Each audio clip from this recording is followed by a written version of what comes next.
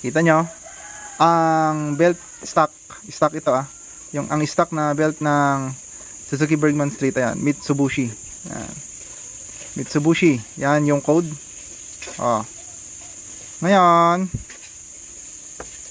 ang napansin natin, ayan nagsisimula ng mag wear, ayan putol na yung lubid. Ayan, so kailangan na nating palitan ito.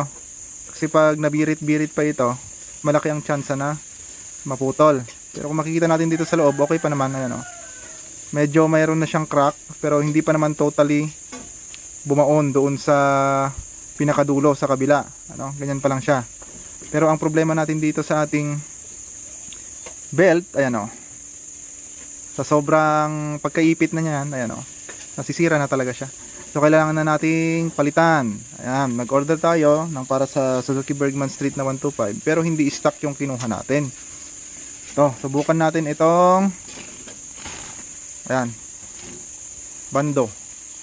Ayan, bando B-belt. Tignan natin kung parehas, kasi ang nakasulat naman dito pang Bergman Street na 125 at Avenis. Ayan, subukan natin. Check natin kung parehas. Pero mukhang malapad ito. Mukhang malapad itong ating nabili na bando. Subukan nating pagkumparahin. Abay, malapad nga. Ayan meron siyang malaking millimeter to. Ayan malapad itong bando. Tignan na lang natin kung pwede. Ayan, yung haba, halos parehas lang naman yung haba. Halos parehas lang yung haba nila. Ang pagkakaiba talaga itong lapad. Ayan magkaiba ang lapad. Ayan, mas malapad itong bando compared dito sa stock na Mitsubishi. Pero subukan natin kung pwede. Ayan. So kung mga nagtatanong kung ilang odo bago ko pinalitan itong stock, ito yung pinaka stock na nakalagay mula nung pagkukuha sa kasa. Nasa 37, ayan, 37,000 kilometers. Kung ayaw nyo maniwala, pakita natin. Switch natin ignition. 37. Ayan, 37,328. 37,000.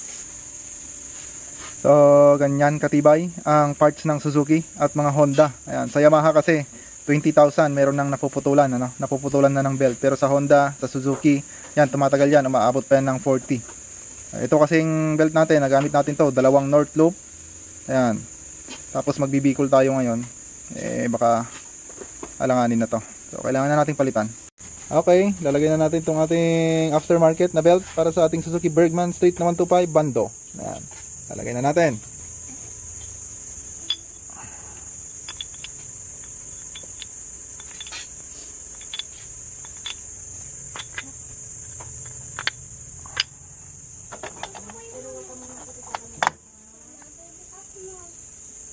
Sasalpak natin dito sa ating ayan.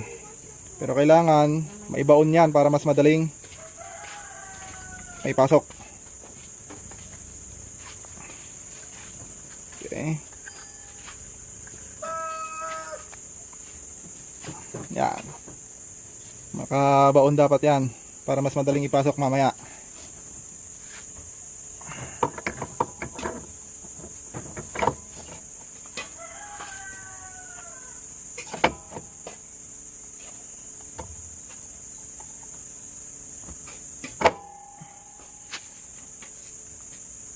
Yan, nakasalpak na. Yan, nakasalpak na.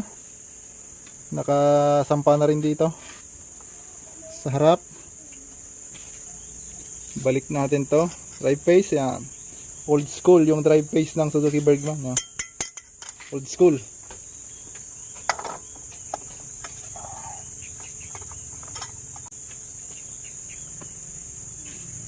Lock natin itong lock nut.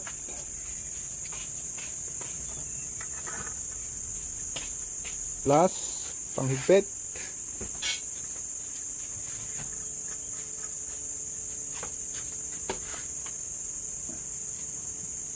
Syempre, Suzuki Bergman Street 125, wag natin kalimutan to.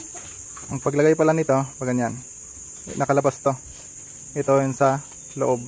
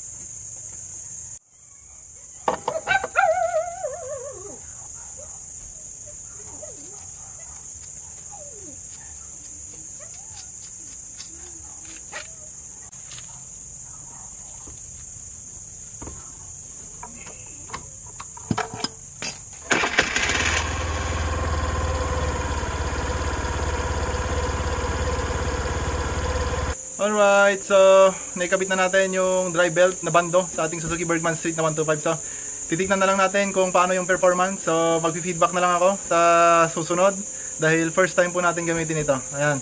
A few moments later. Tayo, nagka-problema. Nagka-problema tayo sa Suzuki Bergman.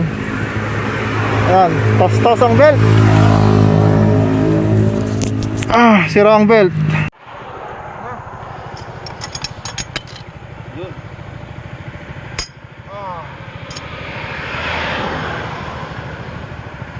Nabaliktad. Oh.